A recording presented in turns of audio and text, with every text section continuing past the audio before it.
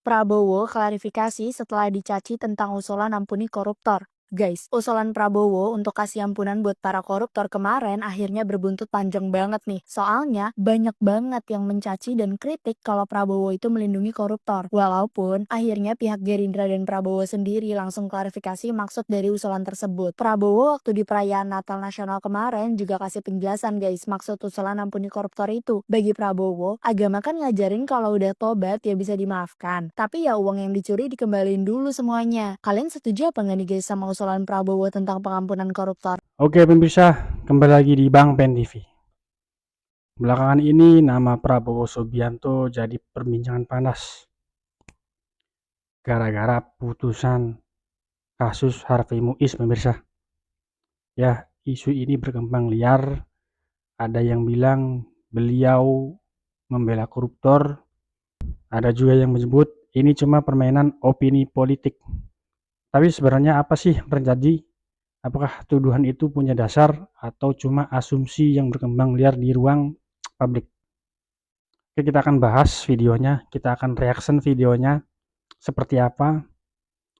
Gara-gara putusan Harvey Muiz ini Prabowo terseret di dalamnya karena sebelum-sebelumnya video pidato Prabowo itu memaafkan koruptor dengan catatan hasil korupsi bisa dikembalikan negara. Dan dengan momen tersebut kebetulan putusan Harvey Muiz diputus 6,5 tahun padahal dia korupsi 300 triliun. Oke pemirsa, jangan berlama-lama lagi, kita reaction videonya, kita bedah videonya. Ini dia videonya. Ada yang mengkorupsi uang negara 270 triliun. Mana pernyataanmu? Mana kemarahanmu? Mana pidatomu? Yang ada bahkan kau mengatakan koruptor-koruptor itu kita maafkan kalau uang mereka dikembalikan. 270 triliun kalau kita bagi dengan 40 triliun, Bung, itu artinya 4 kali pilkada kita bisa buat. Alias 20 tahun. Ada yang mengeluh nggak? Nggak ada. Ada pidato nggak? Nggak ada. Ada ketua partai nggak yang maki-maki? Nggak ada. Tiba-tiba sekarang diputuskan hukumannya di bawah tuntutan jaksa. Ada nggak pidato presiden yang mengatakan saya geram kok tiba-tiba orang sudah ya mengambil uang negara 270 triliun tapi masih dihukum dengan hukuman di bawah tuntutan jaksa? Nggak ada pidatonya. Ini maksudnya Harvey Muiz ya? Saya tahu. Oke. Saudara-saudara, dalam kesempatan ini, Ya, ini pemirsa saya video klarifikasi Prabowo mohon yang menggebu-gebu, yang sekali membuat lagi pembenci seluruh rakyat itu Indonesia untuk paham nih bahwa Prabowo ini bersabar khusus sebentar. buat menghadapi para korupsi. Saya mengerti, Videonya. saya mengerti sebenarnya saudara Prabowo keren sekali. berat sekali untuk sabar.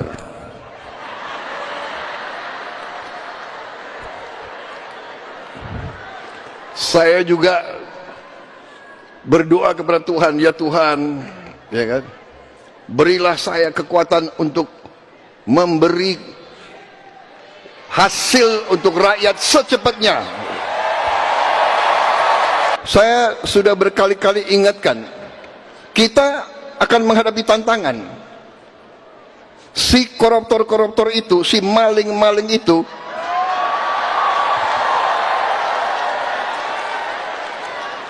tidak rela melihat ada pemerintah Indonesia yang ingin membenahi diri, ingin membersihkan diri.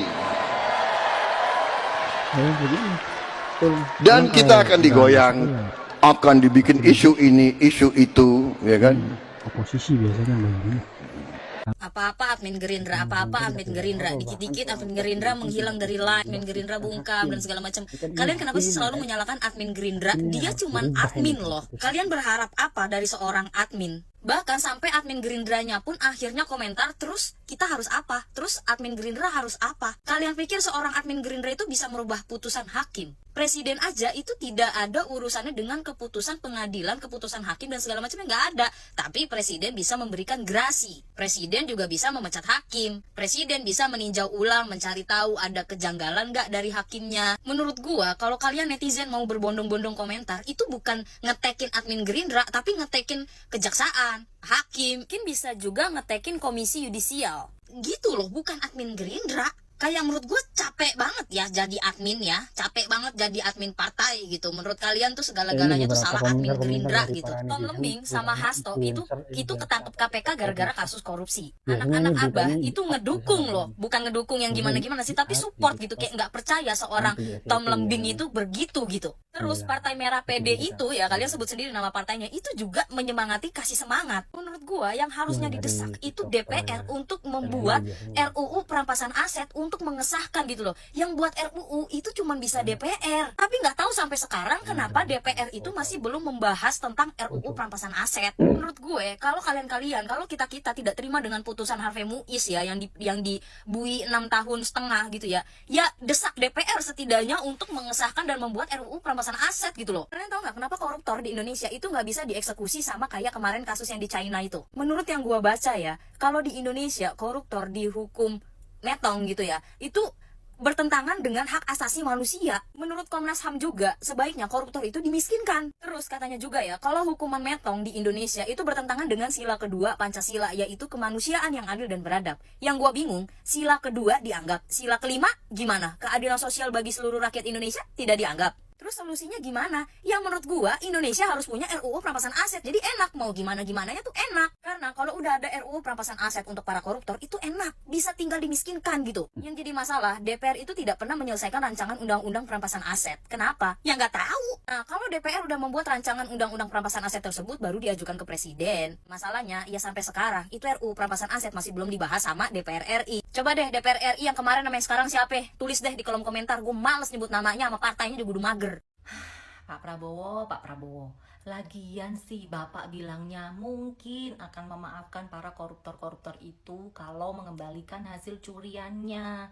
Meskipun Bapak bilang mungkin, itu tetap salah di mata mereka, orang-orang yang membela tersangka korupsi. Mereka itu pembela koruptor, Pak. Makanya Bapak diledekin, diketawain. Mungkin yang mereka harapkan itu Bapak seperti junjungan-junjungan mereka. Di kasusnya Tom Lembong, Anies Baswedan dan pendukungnya mati-matian belain Tom Lembong. Di kasusnya Hasto, Ganjar Pranowo dan pendukungnya mati-matian belain Pak Hasto. Nah, itu mungkin yang mereka harapkan. Bapak membela koruptor, membela tersangka korupsi dengan narasi kriminalisasi, politisasi. Begitu Pak yang mereka harapkan. Makanya Bapak salah di mata mereka, para pembela koruptor.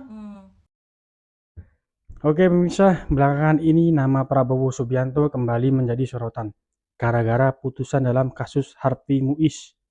Prabowo dicaci, ditertawakan, bahkan dituding membela koruptor oleh para pembenci-pembencinya.